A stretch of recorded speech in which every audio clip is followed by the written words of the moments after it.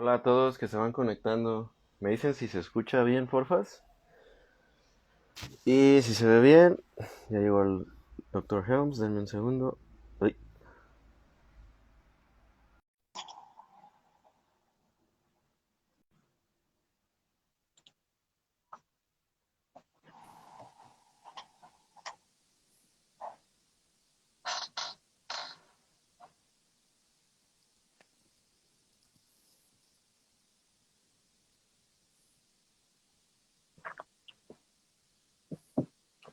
Nada más que se conecte.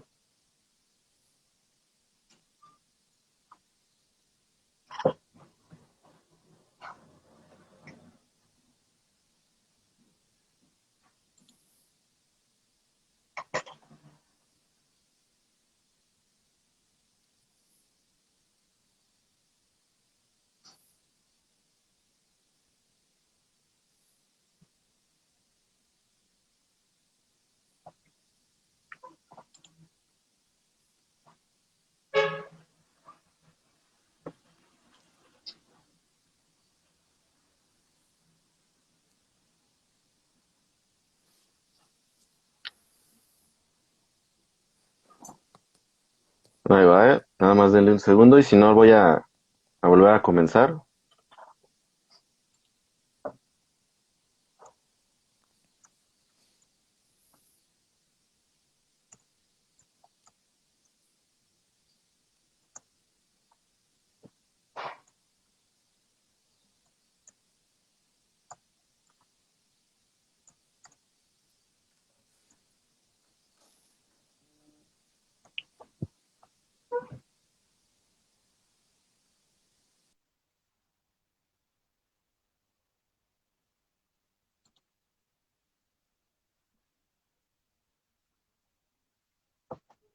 Voy a volver a comenzar. Estoy teniendo unos problemillas para conectarnos con el doctor Helms. Denme un segundito y ya regresamos. Ah, mira, ya está por acá. A ver, a ver si ahora sí.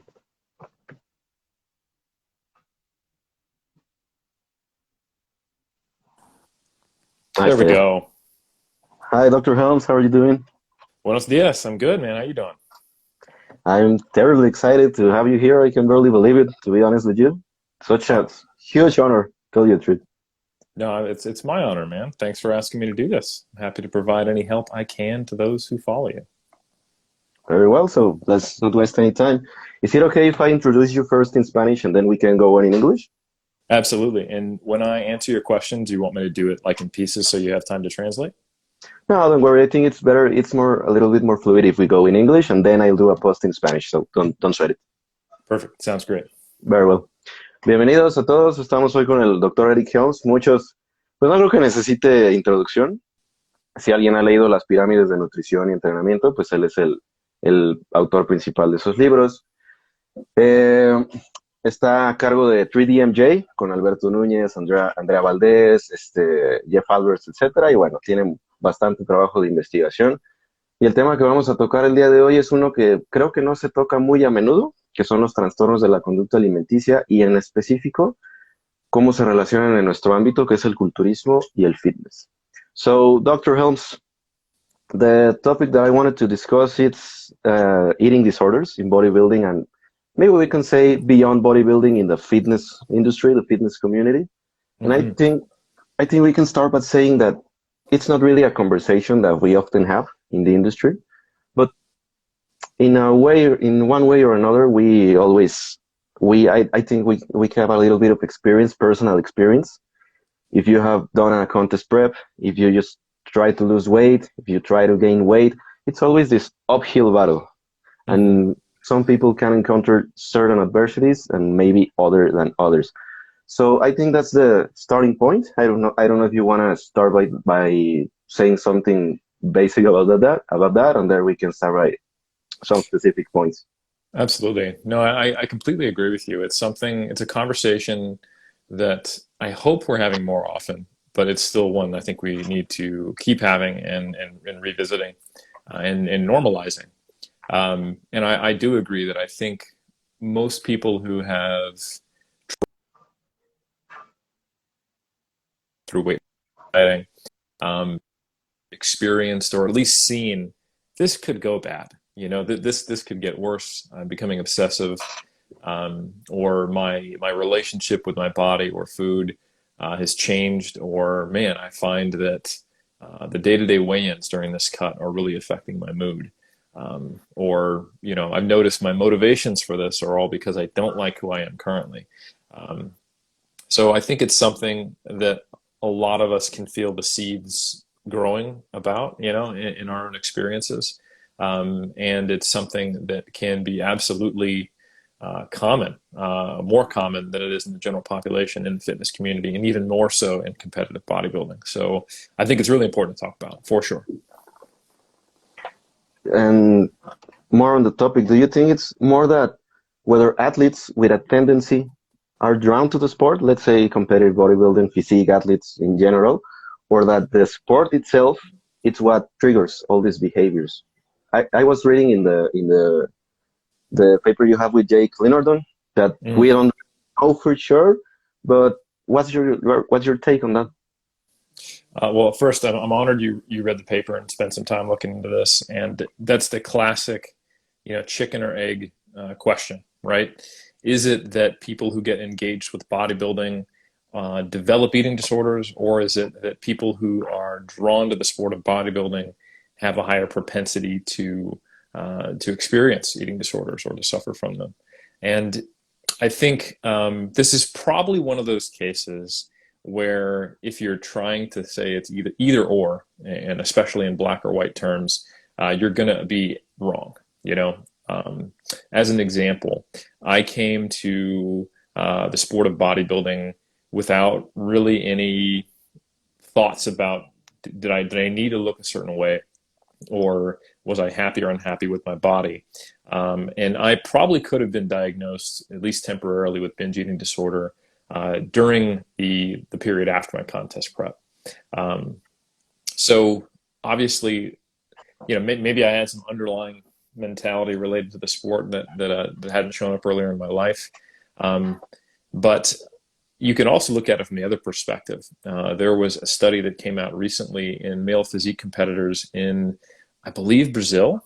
And I think a very large number of them, I think I want to say 20 or 30%, if I recall off the top of my head, had said that they had been previously diagnosed or experienced an eating disorder. So I think it's probably both, to be honest. And this stems from like multiple different things. Like there's a classic study that was done that people have probably heard of. It's colloquially called the Minnesota semi-starvation study, and this is Sure. yeah. So this you can find it on Wikipedia. So we've Yeah, got a it really was good class. summary. Yeah, and it was done by Ansel Keys, and it was done shortly after World War II. During a period where we had a lot of POWs coming home. We were dealing with the Holocaust survivors and providing asylum to them, and also trying to rehabilitate them. And one of the things that informed that process, understanding what semi-starvation looked like, was this study where they took conscientious objectors in the US, a group of males, and for 6 months, and this is at a time when ethics was a little different. So once they signed up for the study, they were like, you're in, and we got military guards on base, and they're going to watch you. So this is like a military funded study. They're on a military base, 6 month period. They were given half the calories they needed to maintain body weight. So they didn't maintain body weight. And they were required to work on base and maintain a certain like step count on like treadmills and things like that. And we watched, them lose a lot of weight and become obsessive. So there's a ton of the physical things that you would probably expect that most people who have dieted pretty hard and pretty lean have experienced: water retention, lethargy, slowing of energy expenditure, loss of libido, hormonal adaptations, drop in thyroid, all that fun stuff. Right. But some of the psychological effects were there as well. A lot more obsession related to food, and becoming more of the psychological covariates that go along with someone with anorexia nervosa. So at the time, based on the DSM, the way we diagnose certain mental illnesses, they would have qualified for having anorexia nervosa, despite the fact that none of them came to that study with that with that illness, that eating disorder prior. So it's something that is somewhat biologically driven. This intense focus on food and obsession with it, and a distorted view of the way you look occurs from starvation. And this kind of makes sense from an adaptive perspective. So just the process of getting on stage gives you a biological drive for it. So that you cannot remove from bodybuilding. So you know that you're making at least a minor deal with the devil when you decide to get on stage, that you're going to expose yourself to the biological drive to have that at least temporarily. The rest, bigger question marks. Really interesting. I remember in that Minnesota starving project, I think one of the subjects actually cut his hand, something like that. It was it was quite sketchy, the ethics back then. And they used to tell like stories about cooking. Like, oh, my mother used to cook like this, and it was always around food. And we can actually do that comparison with a contest prep. And that's actually the next point I would like to touch upon. The, let's say, dissociation in the iron sports, because we know that it was not always the case, and it's evolving. It's not the same condition you have to acquire nowadays. Let's say in the Arnold era, if you look at Arnold's glutes, it's not the same glutes that you can look at any contest right now. So all the things you will have to encounter in not only psychological but also biological, the standards are getting higher and higher. Would you agree on that? Absolutely. And this is the nature of sport. So anytime you make something into a sport, it drives it towards the extremes, which can be a good thing if you frame it in the right way. If you look at competition, that's typically a good thing for a consumer if we're thinking economically. If we think about, competition in research, that's what drives new findings to come out. There's some of that nature that can be absolutely positively framed. For anyone who's a sports fan, competition has been the breeding ground of some of the most impressive human specimens, the best athletes out there. And bodybuilding is no different. But if you understand the history of bodybuilding, you understand how and why it's changed so much. So bodybuilding grew out of what's called physical culture. And I actually love the Spanish word for bodybuilding, because it actually harkens back to physical culture. Fisicoculturismo. Exactly, right? Sounds pretty Same fancy. thing. Yeah. It sounds super fancy. I love it. But it has a historical connotation that's been lost in bodybuilding, because bodybuilding is what physical culturists do, but it's divorced from what physical culture meant, right? So physical culture has to do with a fitness journey that involves lifting weights and making yourself healthier and devoting your life to the strengthening of yourself. But it meant much more so holistically. So strengthening your mind, strengthening your spirit, strengthening your body. And at the time when the physical culture movement was at its peak in the late 1800s and early 1900s, it was very much seen as that form followed function, right? So Sandow would display his physique to show how strong he was. They were one and the same. And this extended for decades. So, for example, the Mr. America contest that everyone is, very familiar with, kind of like the iconic original bodybuilding show. It wasn't actually the original bodybuilding show, but it was the biggest and most successful in the early 1900s in the U.S. And it would always happen the day after senior weightlifting nationals. So you would compete in weightlifting, and then they'd have a physique show afterwards. And most of these competitions, these bodybuilding competitions, especially when they were hosted by the AAU, they were in conjunction with weightlifting. So it was, form following function, quite literally, right? The day after, and in Mr. America competition, you get points for your athletic prowess, your ability to speak. It was a little more similar to some kind of holistic assessment. And if we go even further back to 1901, I believe, the Great Competition, which was held in England, and it was basically all the best built British men got together in the Music Hall of London, and Sir Arthur Conan Doyle, a sculptor, and then Sandow went and got like right in your face while you were standing on a dais, and they assessed your overall healthiness and physique, right? So they were looking at your how well your nails were trimmed, your haircuts, your skin, and they specifically said that disproportionate muscularity, being too muscular or too lean, was something they would mark down. So for the Interesting. longest time, yeah, all the way up into the 50s and 60s, there was a separate award for most muscular, right? And muscularity now, if you look at the judging standards in bodybuilding in the last couple decades, it's a combination of leanness and how big you are, right? Right. Basically, the size of your muscles and how visible the separation and all that is. Today, there are no most muscular awards. It's called winning, at least in the bodybuilding division, right? So when you look at the pictures of the old Mr. Americas, a lot of the time they were not the biggest competitor, the leanest competitor, or the best combination of leanness and size. They were, for what was considered the standard at the time, the apex of bodybuilding, which was much closer to physical culture. So as the sport evolved, which is fine, I'm not saying it's better back in the day, but it does present these issues. Yeah, As it the is. sport evolved, the Weider brothers came around and they said, look, we don't, not everyone wants to be a weightlifter to be a bodybuilder, and these can be different. What if we just want to be pure bodybuilders? And once that happened, once the IFBB came around, and once there was a separate committee for physique sport and AAU, and it split up, right around the 50s and 60s is right where we had a push for bodybuilding as its separate sport, building the body for its own purposes, divorced from training for strength. And this is when now, if there was no athletic component, if it wasn't about, your hair or how, white your teeth were and all this stuff, which had negatives too. A great example of a negative of this is that, the Mr. America competition was not won by an African American for a long time, even though there are many deserving winners, because it was seen as the Western cultural standard in the U.S. didn't Right. include non-white males, right?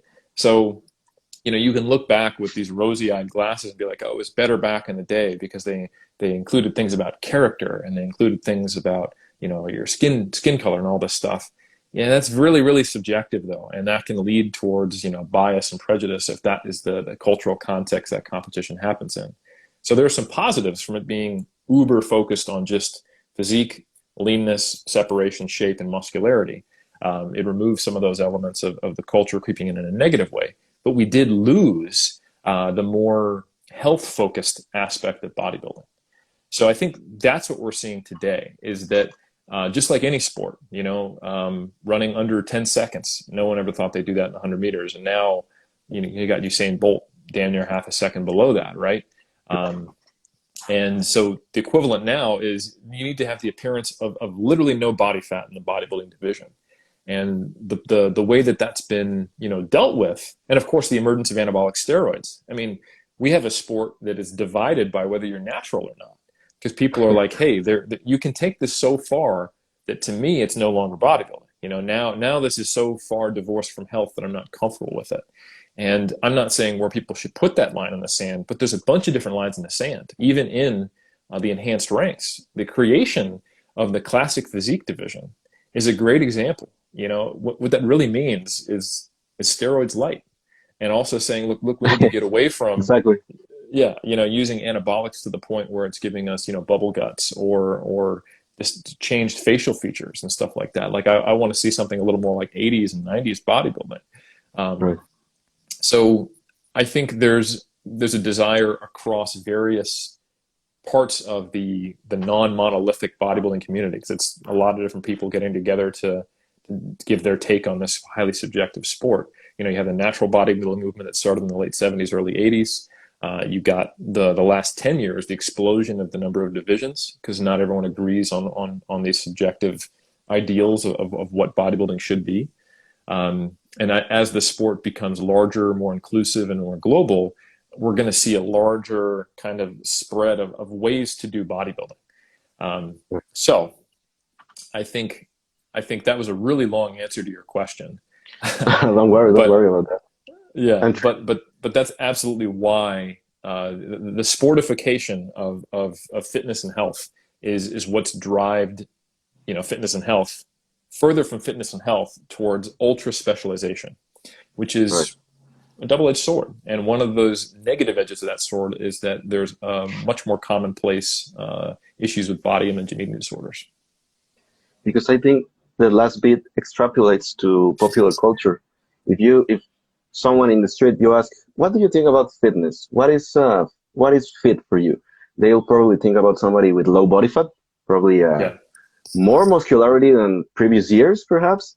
And that also comes with a price because in any commercial gym you can encounter coaches that sell you steroids. Here in Mexico, it's well, what can I tell you? But it's not the same as in previous years in the past, like you said, in the holistic approach about strength, about health, about mentality. You don't see any about that nowadays. You don't see mentality. You see more that ultra specialization in low body fat, and that's actually that emphasis on low body fat, on muscular size, on proportions, and this constant either you're bulking or you're cutting. Should I bulk? Should I cut? And I think if we compare it in the past, health, I think we can understand it in a middle ground. But now this ultra specialization, it's neither here, it's either here or here. And especially in the emphasis in low body fat, I think is what gives us problems in in people that maybe have some predispositions, let's say neuroticism, perfectionism, binary thinking. I think that's really interesting in your paper with Jake, the binary thinking, and also the biology aspects. Could you Mm. elaborate a little bit on those? First, the biology aspects that come with a low body fat and the pursuit of a low body fat. Yeah, absolutely. So I think you said that really well, and I think it's important to understand that the mindset we have of seeing leanness and health as the same is really, I think, potentially harmful. Because, like a male at 20% body fat who's active, completely healthy. Like there's nothing wrong with that. But for some reason, like that number has shifted down. Like I'll just speak to the male side of it. Most guys ask me, "Hey, I want to get to 15%," and when if and when they get to 15%, "Hey, I want to get to 12." "Hey, do you think I can maintain 10? What about 8?" You know, what's the leanest I can be and maintain it? Um, they're not asking what's the optimal body fat percentage for me to be healthy or to Right. perform well, you know? And that answer is probably different. Anyone who's been on stage or has gotten super, super lean knows that they are actually less healthy at a certain point. And we have data on that. Like certain health markers improve as you get leaner, even from being normal weight. Like you'll see in the first few months, like your aerobic capacity will improve. You'll see your blood markers improve a little bit. You'll see your resting heart rate and blood pressure drop. Then they get like overtraining dropped. Like, you know, you like have a resting heart rate in like the 40s and like you're actually, you know, like hypotensive and have a super low heart rate, and that's not ideal. That's basically a sign of overtraining. But Yeah, um, crazy, crazy. yeah, absolutely. And there is a certain point where you start to see below the normal levels of hormones, especially in men. You'll notice your libido goes away. You'll no longer experience morning erections if that's something you normally do. You'll wake up in the middle of the night. Amenorrhea is very common, so the loss of the menstrual cycle in women.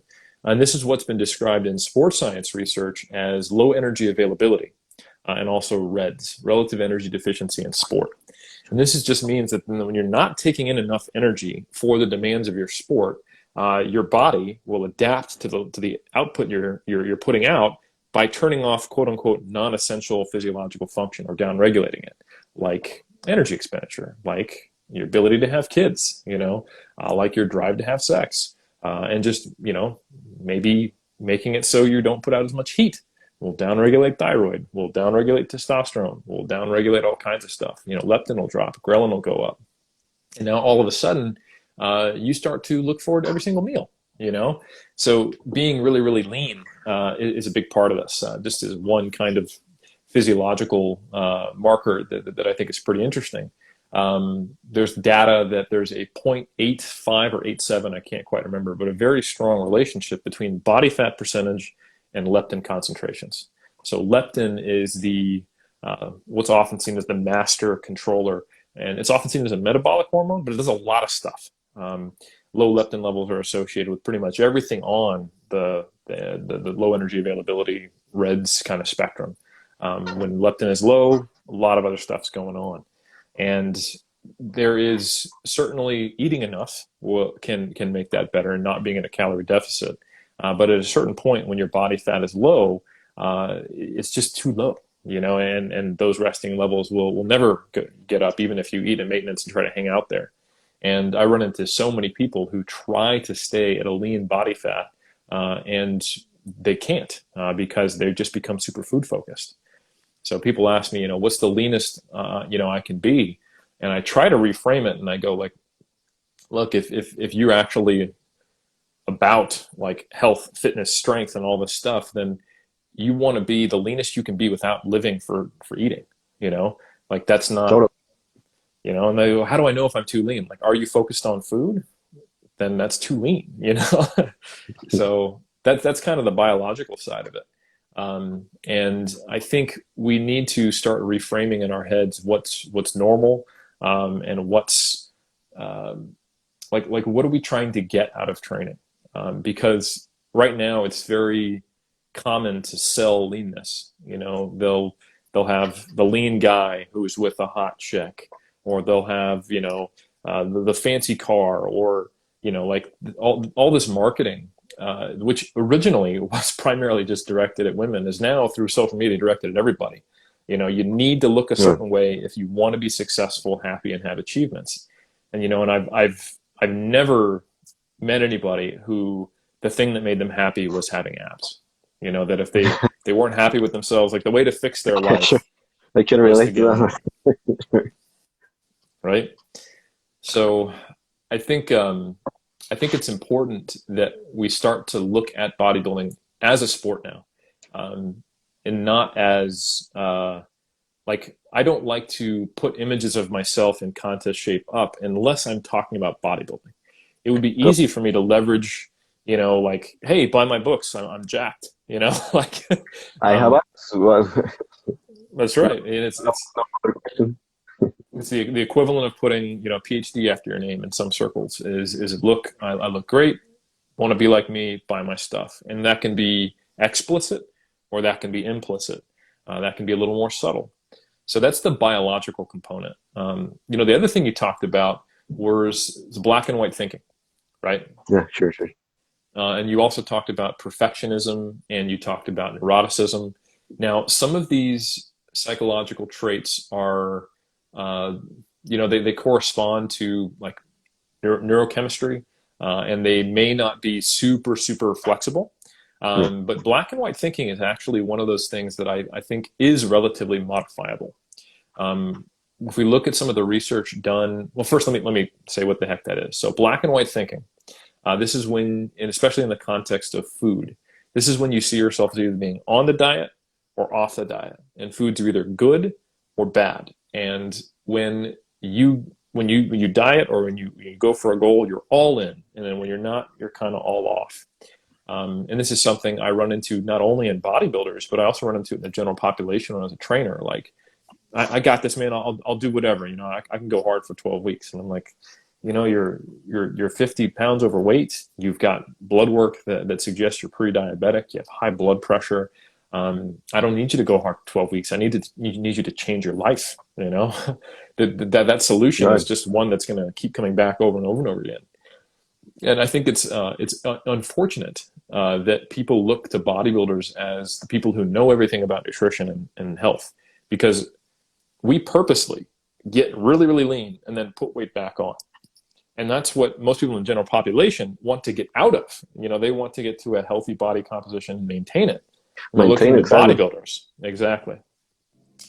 So I think the issue there is that, bodybuilders aren't necessarily the model for how to have a healthy body composition. So anyway, the aspect of that black and white mentality with food is something that is changeable. So there was research by a group led by Westenhofer and colleagues back in the day, and they found that there were two types of restraint that were statistically different from one another: rigid restraint and flexible restraint. And this has been challenged in recent years, but also shown that while they have a lot of overlap, if you are actually not meeting all the criteria for rigid restraint, you tend to have far less issues psychologically. And an example of where it's murky of whether rigid restraint of food or flexible restraint is, we often think of like, if it fits your macros as flexible restraint, but I Totally. can't tell you how many people I know who take a food scale with them to the restaurant, or chase down a grain of rice, or hit their macros within 5 grams. So it's not a method. Flexible restraint, or what is truly what I would call flexible dieting, has to do with a mentality.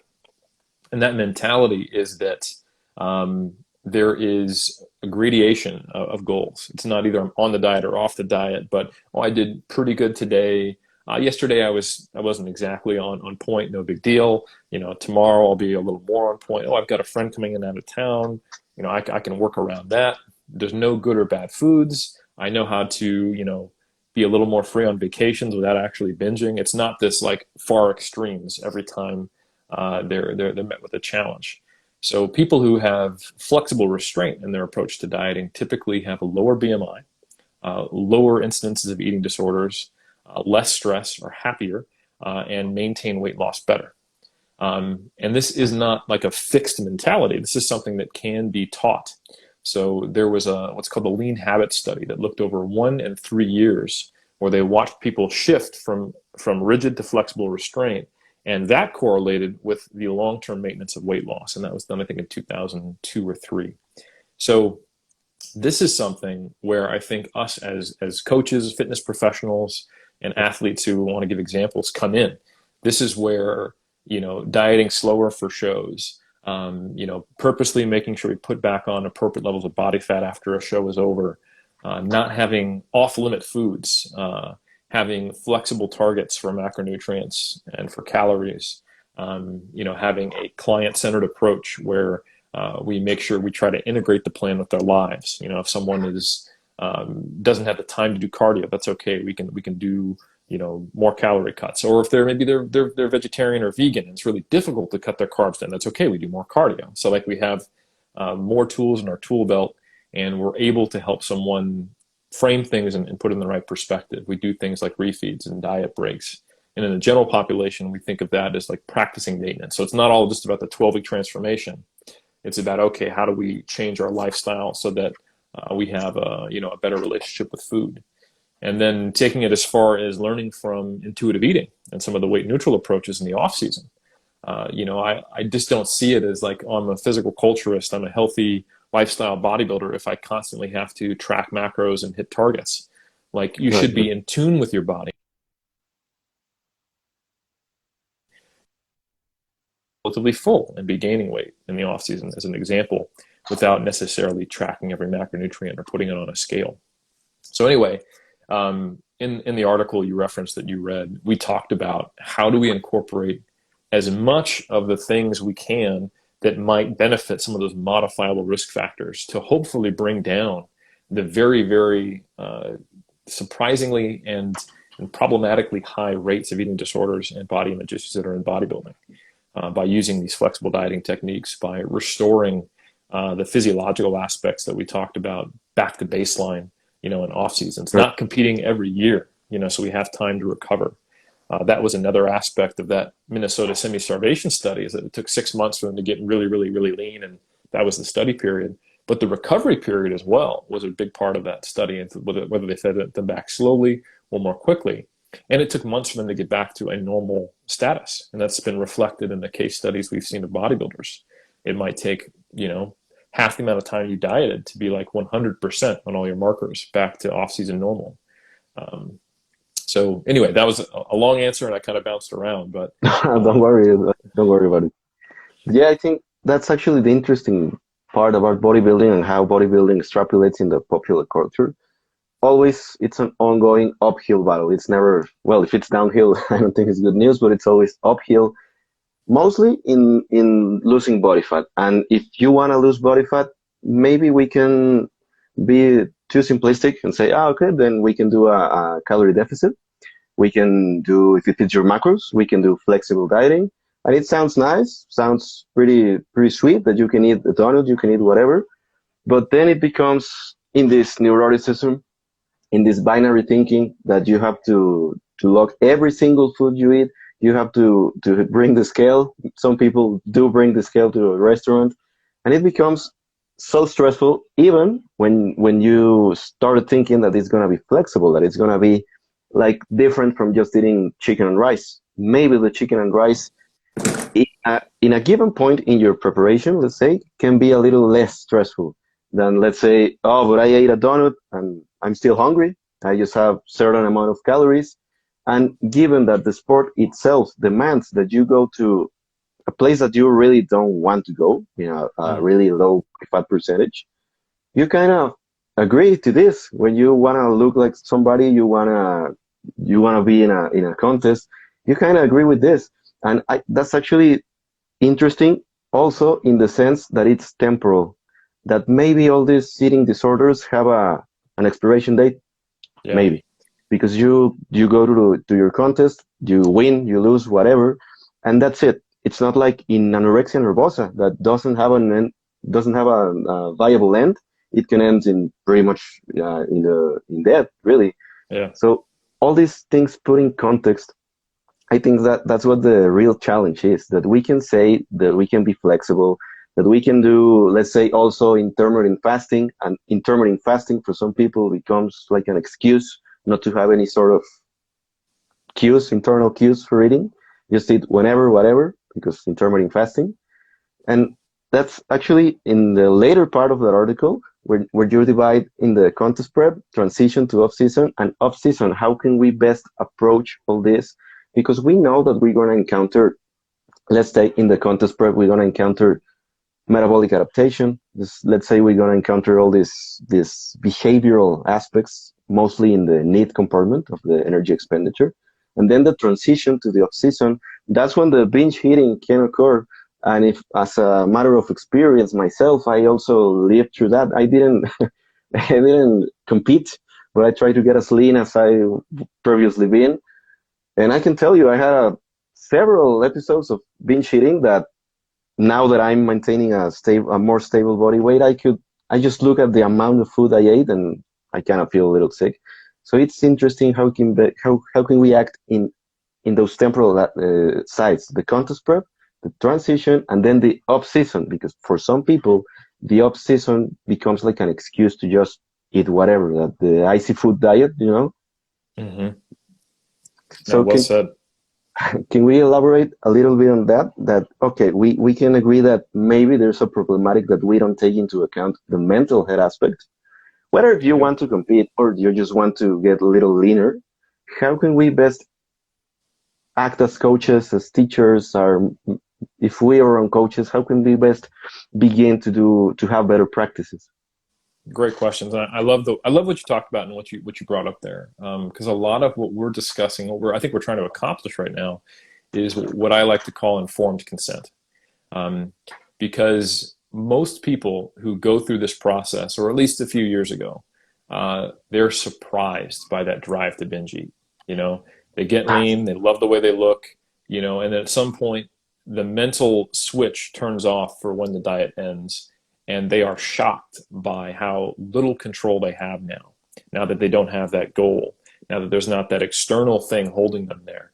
And I'll speak from my own personal experience. In 2007, my first contest season, I gained 48 pounds in 2 months once my season was over, and it blew my mind. I could not believe it. I was able to, for 22 weeks or something like that. I could have done anything. I was crushing myself and got the leanest I ever was, and I felt like I was just this willpower machine. Then all of a sudden there was no more contest season, and the wheels just came off, and I couldn't stop. And it's something that I've seen many people go through. That is something that really surprises them, and it takes away their self-efficacy. It takes away their self-identity. Because a big part of what it means to be a bodybuilder is having this work ethic, that willpower, that willingness to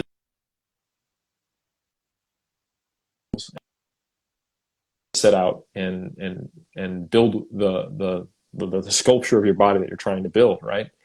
And that's one of the benefits to it. And there's actually some qualitative research on this that people who compete in bodybuilding will express that they feel a ton of self-efficacy and power. It's an empowering process to learn that I can do this.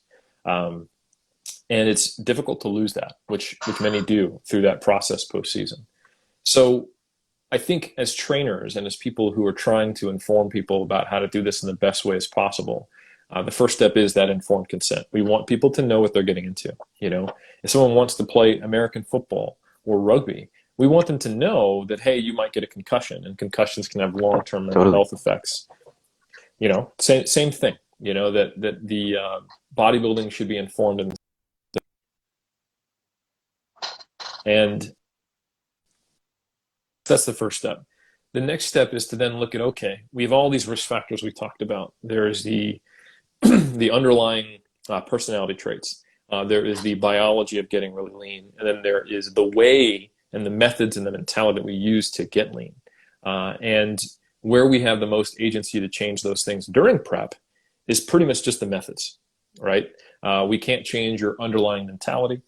We can't change the fact that you have to get really, really lean, but we can take a more flexible approach. So I think a lot of what's been talked about in the kind of the evidence-based community has focused on that in the last few years, but really more with an emphasis on just getting shredded. And I think we're starting to, better for, like minimizing adaptations, metabolic adaptations, preserving fat-free mass. That's great. But I think we need to think about, diet breaks, refeeds, macronutrient ranges, less restrictions on specific foods, and slower rates of weight loss. Yeah, all that stuff's great from an actual physiological outcome, but it can also remove some of the burdens of those psychological aspects, not feeling like you have to eat every 3 hours, knowing that you could eat anywhere between 4 to 6 times a day as a competitive bodybuilder. That's something that also gives you more flexibility, that you don't have to eat on an actual alarm on your clock, and you don't have to eat chicken and rice. But at the same time, some things aren't avoidable. Like you talked about, it can actually be easier at a certain point to eat chicken and rice. And I think this is where taking flexible dieting, quote unquote, too far can be problematic, in that you need to have structure still. You don't want decision fatigue. You don't want to have to figure out every single meal and spend 30 minutes prepping it. There is something to just having that box ticked and not focusing on food, and just moving along with the rest, having a relatively mechanical kind of, bro-ish style of eating, so long as you have sufficient, micronutrient density and variety in your food and fruits and vegetables and all that good stuff. There's a balance to be struck there. So yeah, I think during prep, something that we've talked about a lot, all those things, not getting in too large of a deficit at any given time point, not having to crash diet by not giving yourself enough time. But then afterwards is where we need more discussion and what we try to really go into. The transition period, that period where I gained 48 pounds in 2 months, that's where most people struggle. It's brutal. So it is, and I'm not alone, unfortunately. So the concept of the reverse diet is something that's come out in the last couple decades. And this is the idea that the way to deal with gaining all that weight after being really restricted is to just keep being restricted, right? Slightly less restricted. Yeah, slightly less restricted. So, you're on 150 grams of carbs. Let's go to 200, and we'll up your fats by 10, and we'll drop one cardio session off. And we're going to do this at a time point where your whole motivation for being this restricted is now gone, and at the point where you are the most beat up, the most physiologically adapted, and the most food focused. And I can tell you that reverse dieting in its more strict forms fails in more than 9 out of 10 instances. And I know this because we did this in 3D Muscle Journey, because we wanted to, because there is this push and pull. Like if you're a competitive bodybuilder, you don't want to gain 48 pounds, after you get off stage, because now you have to diet that off next time you compete. So in my first off season as a competitive bodybuilder, I had to spend half that off season doing mini cuts just to get down to a reasonable body fat, so that I was gaining weight and not just getting to this place I was completely uncomfortable. And so that next time I competed in 2009, I didn't start at 220 pounds when I needed to be 180 pounds on stage. So, losing 40 pounds is not fun. I can imagine. Yeah. So so there is this balance, but ironically, what is far more successful than trying to be really restrictive is actually being as unrestrictive as possible without it turning into a binge fest. So there is a middle ground between having a list of restaurants as your plans post competition and having the plan of adding 5 grams of fat and 10 grams of carbs every week, right? So, and that's what we call the recovery diet. Instead of Sure, for sure. reversing out of the diet, it is the process of actually focusing on recovery. So it is the intentional regain of body fat. And this is where we advise the largest calorie surplus. And, so what a reverse diet often looks like is you go from being on, 1,800 calories to 2,200 calories. You stick to that for like 3 days. Then you binge and you have like 7,000 calories. And then you go, okay, I got to clean it up. I got to clean it up. And best case scenario, you go back to 22. But what a lot of people do is they diet after they binge because they want to undo that damage and then get back on track, right? And this just turns into something that actually ends up looking like bulimia. Maybe not without actually vomiting, but the process of restrict, binge, restrict, binge, restrict, binge. Compensatory, Exactly. compensatory behavior, right? Totally. Repeated, repeated, repeated.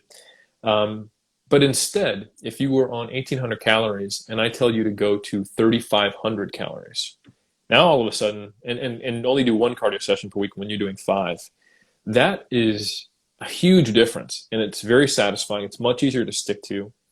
And you don't feel as restricted. You feel like I could eat more. Like I don't have a satiety signal right now. That's not there. But I'm certainly getting to eat all the foods that I couldn't fit into my macros. I'm getting to be more like a normal person. And if the coach does their job right, and they're talking about this in maybe weeks, if not a month in advance, about what to expect, how that structure is going to go, and that the goal is actually to gain body fat, you see this much more rapid recovery. Because with the reverse diet, even if it's successful, you end up only having gained 5, 6, 7 pounds of body fat. And we actually have data out of Bill Campbell's lab on post-contest bodybuilders. And the ones who are successful at gaining weight very slowly and only adding a little bit of body fat, their leptin levels and their resting metabolic rate are still in the toilet. They still look the same way as when they were on stage. So they're just as hungry. They're just as food focused. All they've gained is macros. They've gained the ability to eat more carbs. Like that's not Couple actually. grams. Yeah, it's not the goal of bodybuilding is not to be shredded and eat an extra 100 grams of carbs. It's to build muscle. And I can tell you that Totally. if you're in this physiological state where everything is suppressed, that's the last thing that's happening. You're trying not to lose muscle at the end of a prep. So the idea for a competitive bodybuilder when their season is over is to recover. And it's not to drag it out for 6 months reverse dieting because you got obsessed with being lean. It's to get back to a healthy place and have a successful off season. So typically what we try to do is institute the largest surplus.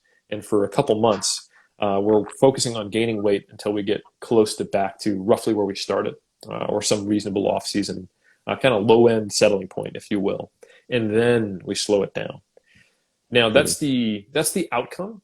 The process, though, is that we start shifting from that kind of tracking food, mechanical eating, hitting numbers, following a meal plan, maybe whatever it looks like, to now starting to reincorporate satiety signals. So we might target of 3,500, but instead of like specific carbs, fats, and protein targets, we might go, here's a protein minimum, and then just hit 3,500 calories. And we can be flexible with that. And by the way, I want you to start recording your hunger and satiety. We can also start eating out a little more. You don't have to prepare your meal, having just more of a focus on a target rate of weight gain. And then the goal is to eventually transition from not just tracking your hunger and satiety on a numerical scale, but going, all right, I'm eventually going to modify my portion sizes based on my hunger and satiety. And then when I get fully into the off season, the goal is to actually stop tracking and mostly just follow the structure of a bodybuilding diet and use hunger and satiety to guide, excuse me. Bless you. Thank you. And use hunger and satiety to guide like where you want to get to with your off season. So if you're trying to slowly gain weight, you want to be slightly full or just satisfied most of the time. And if you're someone who really struggles to eat enough, maybe you need to be uncomfortably full. But rather than having like macro targets all the time, which kind of coaches you to ignore your hunger signals, now what you're doing is you're getting in touch again with your hunger and satiety signals. Because that's one thing you will see in athletes or individuals with eating disorders is they have lower levels of interoceptive awareness, and that's the ability to recognize their internal hunger signals. And those change and get dysregulated from prep, so you can't expect them to be there like the day after you get off stage. But once you've restored body fat, once you've eaten sufficient amounts of food and you've recovered, those signals start to return. Like you said, these eating disorders are hopefully transient. They're hopefully temporary. And when we observe people who actually do, in the case studies, regain body fat to a healthy, appropriate level for the off season, then they're able to actually mitigate those eating disorders, the psychological. The unfortunate thing, though, there's a lot of people out there who think like, you know what I want to do for like a milestone or fitness goal, I want to get on stage and then I want to look like that. Like they think they can live in this state of leanness. And that's part of that informed consent aspect, is helping people understand that there's a reason why 100% of bodybuilders don't walk around in stage condition. They have to go through a contest prep. They gain some of their weight back and then start an off season. Now, for someone who's not a competitive bodybuilder, this all looks different. Like if you're trying to lose, 30 pounds and you're 30 pounds overweight, then you wouldn't be trying to gain the weight back, of course. For you, the perspective is, how do I make my lifestyle different? How do I incorporate a daily or regular movement practice into my life? How do I learn to cook and create structure in my eating? How do I incorporate more fruits and vegetables and a higher protein diet into my day-to-day life?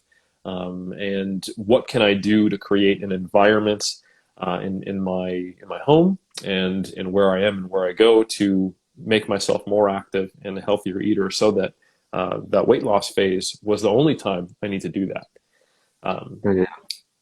So it's a different conversation for non-competitors, but certainly for competitors, it is about trying to get out of that state of being unhealthy that you need to get on stage, so you can have a productive off season and become a healthy human who's not depressed or food focused in the off season.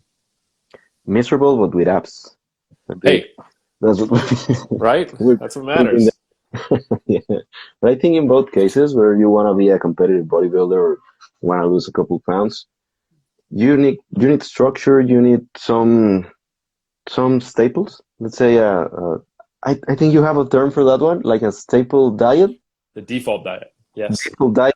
Like maybe you have something, and in the off season you take away something, but it's the same. It's the same structure, the same habits that you've developed, that also somebody that doesn't want to compete can also develop. And maybe for cases that we want to get to the both side of the coin, whether we want to intentionally gain weight or lose the maximal amount of body fat possible, we still benefit from having to think less about that and just develop these habits. I think that's pretty interesting, and that's also that everybody can really benefit. And also in regards to the recovery diet, I actually did a recovery diet last year. I was reading about the reverse diet by Lane Norton, the reverse diet. Mm-hmm. I tried the reverse diet a couple of weeks, but that's exactly what happened. I was restricted still. I was lean. I didn't want to lose my leanness, but I was miserable. I was feeling tired all the time. My libido was non-existent. But then I began to read about recovery diet and actually up your calories as far as you can go with all with the set constraints. And the difference was really remarkable. You begin to perform better at the gym. You begin to feel better, to sleep better, to have better conversations with people. Because I remember back when I was in the constant caloric restraint, the act of talking, of maintaining a conversation, it was kind of quite the endeavor, because you had to be thinking and all that. As soon as I began the recovery diet, to think about it as a recovery from all the damage that I've done previously, I think it began to be a little bit more fluid. So I have personal experience with that one. So thanks for all that information on a personal note. Absolutely, man. It's I'm so glad that the information is out there and being utilized. Because yeah, there's a certain point in prep. Like there's a funny thing about the whole informed consent thing that I try to do. It's I can tell people what it'll be like to be, 6 months, 8 months into a diet, having lost a ton of weight, and what it feels like. But until you've actually lived it, until you feel resentful that you have to get up and go use the toilet because you're so fatigued, or that your phone rings and you have to speak to somebody, and all you really want to do is just wait for your next meal. Um, Yeah, until you wake up every night at 4 a.m. and you look at the ceiling and you go, all I want to do is sleep, but I just wake up at 4 a.m. and I don't know why. Like it's just not it's not something that you can fully understand until you've been there. Until it ends and you finish an amount of food that it would not only make you full but make you sick, and you're like, I could have another bite. That it just totally, doesn't, totally. The yeah, it binge just eating is doesn't make sense. Yeah. it's totally brutal. The binge eating. I think it's a term hyperphagia. I Yep. remember in my personal case when I was the leanest I've ever been. Man, the food you can take down. It's also it's kind of embarrassing that you go out Yeah. to eat and you lose control. You begin to lose control, and that's one of the most interesting things you mentioned previously, that you lose your identity as a bodybuilder, as a you have this mentality, you're a warrior, and then all of a Mhm. sudden you lost control because of a donut, because of a piece of cake, whatever, and the rest of the day it's like it's like an endless parade of food. And Yes. that's why I wanted to originally discuss about these topics, and that's why I find that the paper you had with Jake so interesting, because you divided in competition, transition, which is often overlooked, and then the Mhm. off season that we can focus on different sides. And this it's not exclusive for bodybuilding. Really, we can do this for all kinds of clients. I think that's the most, at least for me, the most valuable side of all this information that you put up. Yeah. Thanks, man. I really appreciate that, and I think yeah, there's a lot of components. There's the awareness, and there's just understanding, that a lot of I think I remember when I was coming up, there was this mentality of like, hey, we fixed the problem. Now we track our macros, right? Right. And that's just the way you're expected to live. And then, years I would bring my food scale, track things, even in the off season. And it's so strange to call myself like a natural bodybuilder, but I ignore like all my natural hunger signals and food signals. So like learning about history and learning more about the psychology of eating and eating behavior, and not just kind of the hardcore side of it, has been a really beneficial thing for myself, and I think a lot of my clients, because I think bodybuilding done correctly integrates with your life, rather than limiting your life, and it's something that should enhance your life. And I think that's whether you do it competitively or whether you do it recreationally. It's just like a lifestyle pursuit for you. Um, and that's something that's been lost. It's something that a lot of people don't know how to do. And certainly, like if you're competing, like there's going to be a period where there's unavoidable restriction. You're going to be moody. But I think if you know that that's coming, if you sign up for it, if you have agency over it, if it doesn't surprise you, a lot of those symptoms come down so much.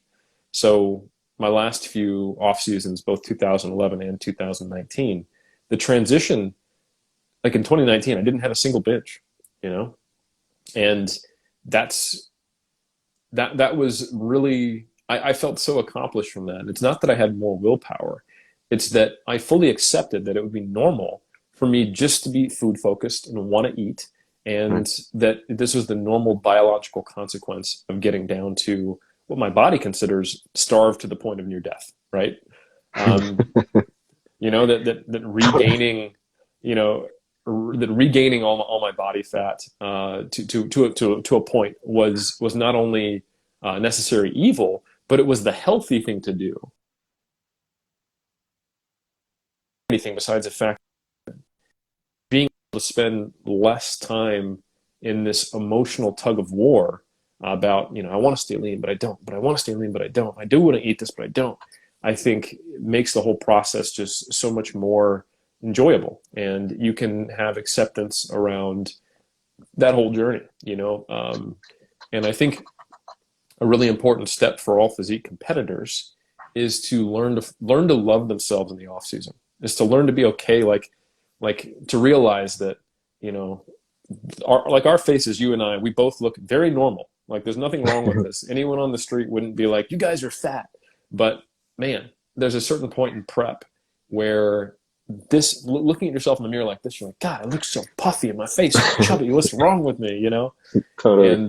And not being able to see your own striations in body parts that don't normally have them makes you feel fat. So I think being able to view this pursuit as a sport at the right time is an important thing. You know, I often tell, at least my American clients, that I want you to view getting shredded as hitting a 90-mile-per-hour fastball. It's a sporting endeavor. It's not normal. Or throwing a 90-mile-per-hour fastball. You know, like you're going to have funky shoulder morphology. You're probably going to have some limited range of motion. You're going to have, you know, something wrong with your shoulder. But it's not normal to throw a 90-mile-per-hour fastball every single day. That's why they have relief pitchers. You know, like it's like you know, one that Jeff and Alberto love to use, and same with Brad, because they're all football fans, is, you know, when you're already lean and you're trying to get leaner and you're eating almost nothing, it's like the wide receiver cutting across the middle and taking you know, catching a pass, knowing they're going to get pancaked and they might get a concussion, they might get an injury. You don't do that every day. You know, the in seasons is a period of time, and it's a period of time where you are pushing the extremes of your body. It is a sport, and just like any other sport, like we talked about sprinting. You know, sprinters don't always run a sub 10 at the elite level. Sometimes they're running a 10.2, 10.3. Sometimes they're sprinting half the volume they normally do.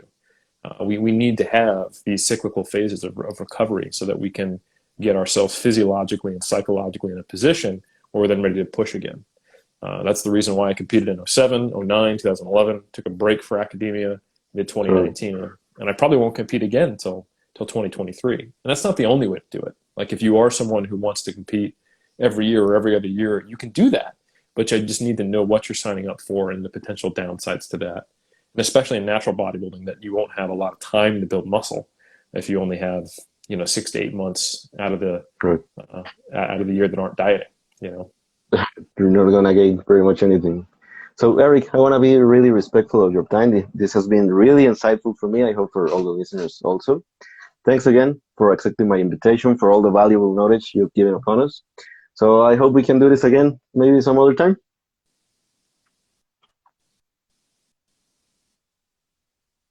I think it lost a little bit of signal. My pleasure. Sorry if our connection's been a little bit funky, but hopefully everyone can still hear. So I can hear you just fine. So have a really nice day, Dr. Helms. So again, a huge pleasure, a huge honor, and thanks again. Absolutely. You too, man. Thanks for the time, and I hope everyone learned something from this. And let me know if you ever want to do it again. Sure, I'll be really excited to. See you later, Dr. Helms. Thank you very much. Take care.